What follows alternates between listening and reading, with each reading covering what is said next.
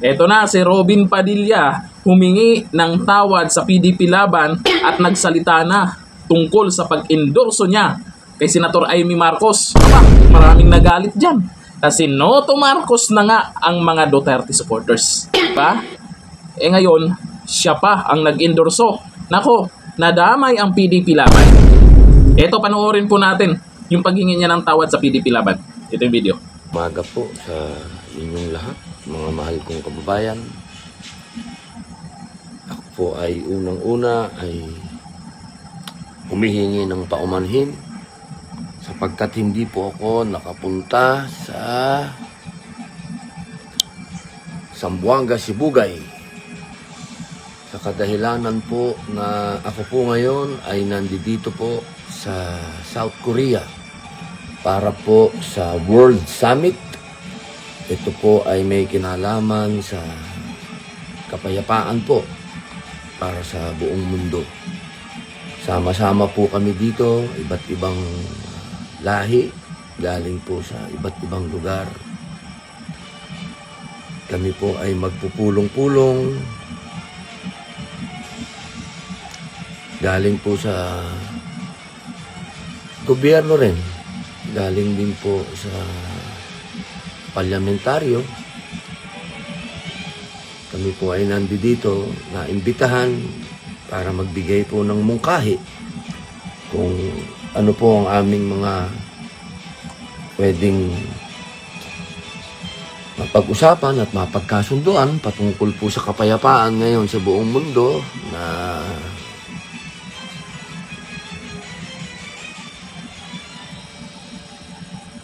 nababalot ng matinding kalungkutan.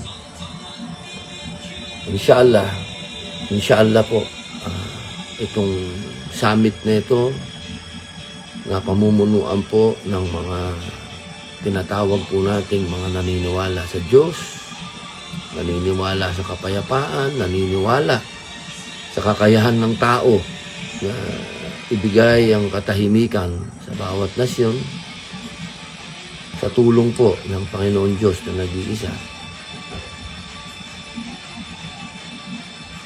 May mapuntahan po sapagkat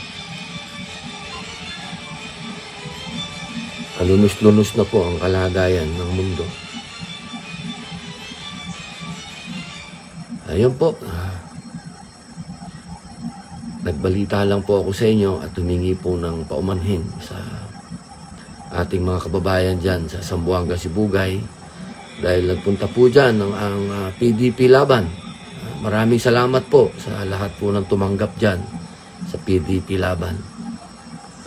Makakabawi din po ako sa inyo. Nakailang beses na po kayong imbita sa akin. Babawi po ako. Nagkataon lamang po, mga mahal kong kababayan dyan na nasabay po ito. Matagal na po ito eh. Ito po yung matagal lang naka-schedule. Matagal na po natin silang kasama. Noon pa, hindi pa po tayo politiko. Kasama na po natin ng organisasyon na ito. Ito po pala yung ID namin.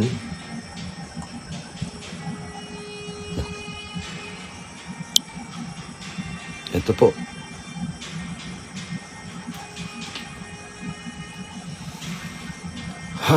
Tungkol naman po sa nangyaring hearing ng ating kaibigan at ating kasama at ating kapanalig na si Senator Amy, nalulungkot po tayo sapagkat hindi natin natapos ang hearing sapagkat meron pong isinagawang press con yung ating pong mga kasama. Andyan po si Senator Jimmy Bondo, si Senator Lambino, si Senator Marcoleta,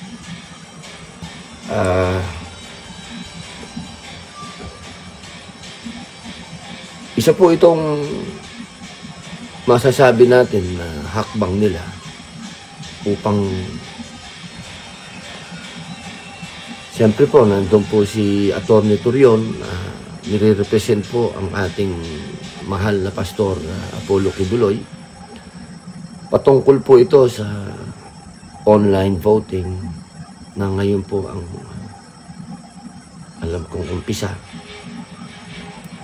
Inuulit ko po mga mahal kong kababayan na OFW, huwag po kayong mag-boycott. Bumoto po kayo, magpa-enroll po kayo, magpa-register po kayo.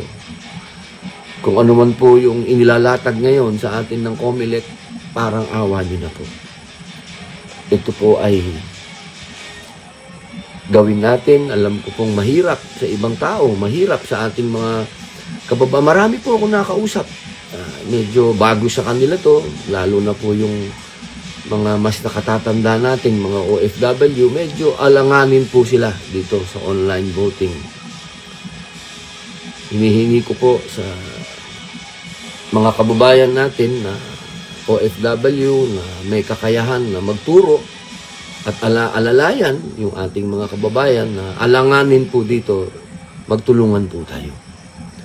Katulad po ng sinabi ko nung press con, ang pagboto po ay isang kapangyarihan na ibinigay sa atin ng saligang batas. Nayaan pong kapangyarihan na yan, sa araw na yan, kayo po ang pinaka-makapangyarihan.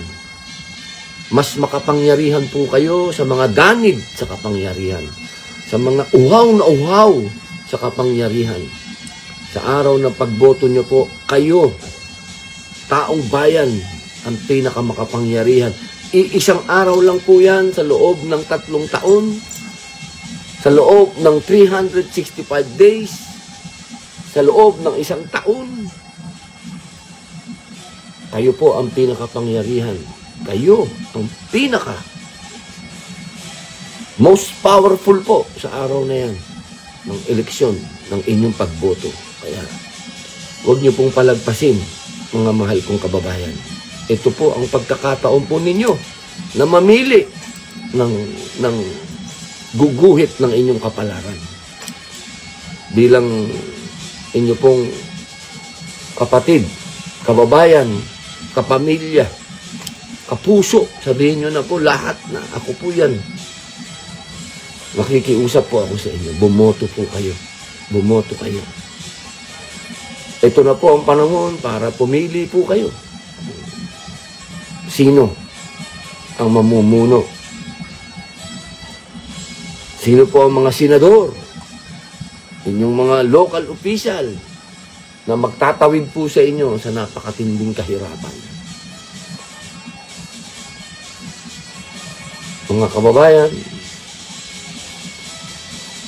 konti na lang po ang panahon natin. Konting-konti na lang po. Ang 2025 elections, papunta ng 2028, crossroads po yan. Yan na po natin malalaman. Kung tayo ba'y magbabago o tayo ba'y mananatili ng ganito.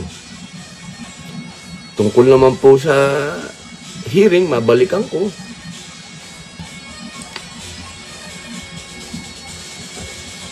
Alam ninyo, nagsalita ng ICC. Gobyerno ang nag-surrender kay Pangulong Rodrigo Roa Duterte. Siguro sapat na po yun. Ang mainam lang po sa hearing na yan, nalalaman natin kung sino yung mga sinungaling. At sino pa yung nagsisinungaling pa hanggang ngayon. Pero obvious naman ho ang katotohanan. Alam na natin ang katotohanan. Masakit lamang sapagkat hindi natin alam yung pinakaulo nito. Yun ang gusto nating malaman, yung ulo. Saan man ang gagaling ang order? Ito ba ay domestic lang o meron itong geopolitical angulo? Yan po yung mga bagay na dapat sigurong hukayin pa ang ating kaibigan na si Senator Amy. Ano ba ito?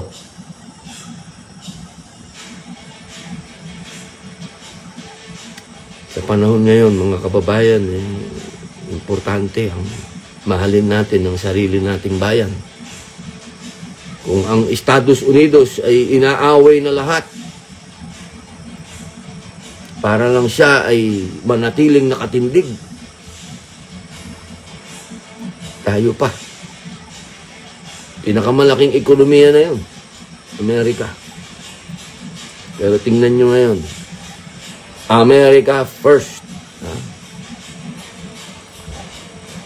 Dapat dumating ang punto na ganyan din ang bayan natin. Hindi tayo nadidiktahan ng kung sino-sino. Unahin natin yung sarili natin.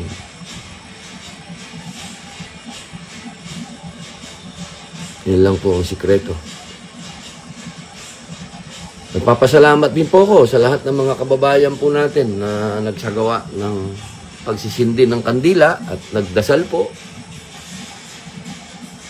Dahil isang buwan na po ang ating mahal na dating Pangulo sa pangungulungan, nagpapasalamat po tayo sa mga Pilipino sa buong mundo na nagsagawa po ng pagdadasal sa isang buwan ng anibersaryo. Mansari, ang tawag po nila doon. Mansari. Mansari ng ating dating Pangulo. Muli po, mga kababayan ko, itong ganap na ito sa ating bayan, pagmuni-munihan din natin, hindi lamang ito usapin ng eleksyon, kampanya, kandidato. Ito ang sabi niya, mga kababayan at kapanalig, wala pong kinalaman ang PDP laban sa aking personal na pag-endorso sa aking pinunong higit sa mapayapang revolusyon, Senator Gringo, at sa aking manang Senator Amy. Ito po ay pansariling desisyon ko. Ito po ay walang kinalaman sa Duterte. Pero kung ako, Duterte pa rin ako. Ito yung Duterte ha. Number 10, Bundok. 22, De La Rosa. 28, Go. 30, Hinlo. 34, Lambino. 38, Marcoleta. 43, Mata. 53, Kibuloy.